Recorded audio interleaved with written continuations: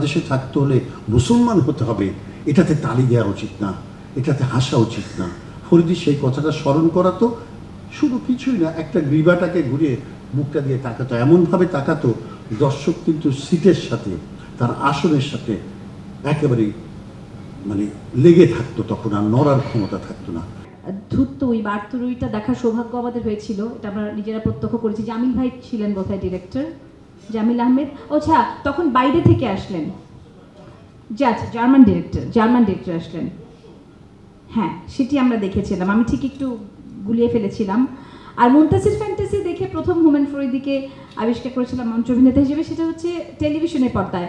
এখন যেমন চ্যানেলে একটা উদ্যোগ নিয়েছে যে এখানে মঞ্চ নাটক আর্কাইভ করে রাখা, যেটা একটা সময় বাংলাদেশ টেলিভিশনে হতো। সেই আর্কাইভগুলো হয়তো নাই, কিন্তু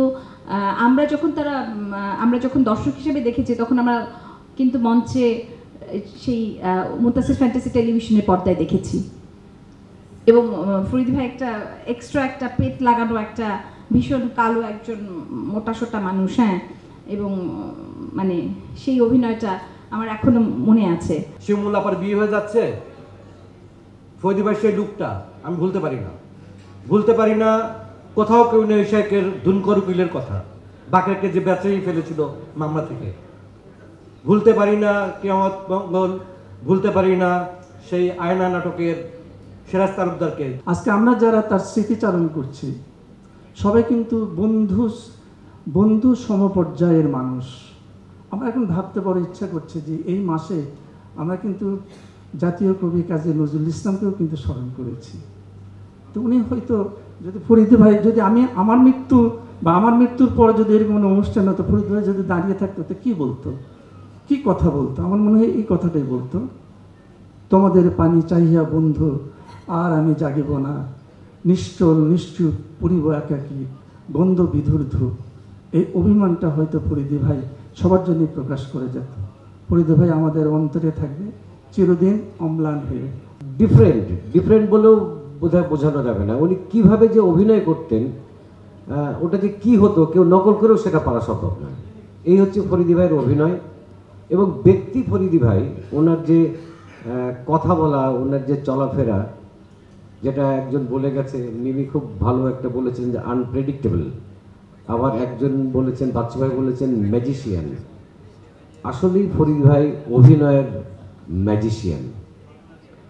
যে ম্যাজিশিয়ানদের আমরা দেখলে মনোমুগ্ধ হয়ে দেখি, ফরিদি ভাইয়ের অভিনয় যেমন এভাবে দেখতাম, এবং ফরিদি ভাইয়ের পাশে যখন থাকতাম, ওনার যে কথা বলা, ওনার যে বিহেভিয়ার, ওনার যে কোনো কিছু জিজ্ঞাসা করলে ফ্র্যাকশন অফ সেকেন্ডে সেটার উত্তর দেওয়া, এই সব কিছু মিলিয়ে আসলে উনি একটা অনন্য এবং আনপ্রেডিক্টেবল ম্যাজিশিয়ান অফ অভিনয়। এটাই আমার কাছে বড় মনে হয়। আমরা খুব ভালো কভার হয়েছে, প্রথম ছিল এটা, আমি বললাম এটাই ভালো। আফজালও খুশি হয়ে গেল।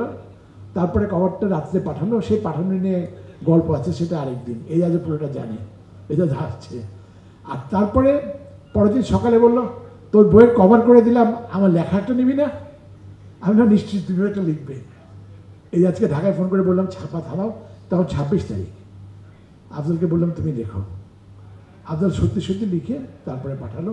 খুব সম্ভব লেখাটা আছে এর মধ্যে, এই যা তাই আছে, তো আছে। সুতরাং আফজাল হোসেনকে ধন্যবাদ। আর কেউ বলেছেন দুজন হুমায়ুনের কথা, আমাদের প্রিয় হুমায়ুন ভাই এবং হুমায়ুন ফরিদি। আরও একজন হুমায়ুন ছিলেন, সম্রাট হুমায়ুন। হয়তো সেখান থেকেই এই উত্তরসূরি হতে হতে সম্রাট হুমায়ুন। আর ফরিদিকে আমরা এত প্রশংসা করলাম, এত কথা বললাম, ফরিদ নামটাই এখন সম্রাটের আরেকটা নাম হতে পারে। সুতরাং সম্রাট হুমায়ুন ফরিদি আমাদের বন্ধু ছিল, আমাদের সবার পরিচিত।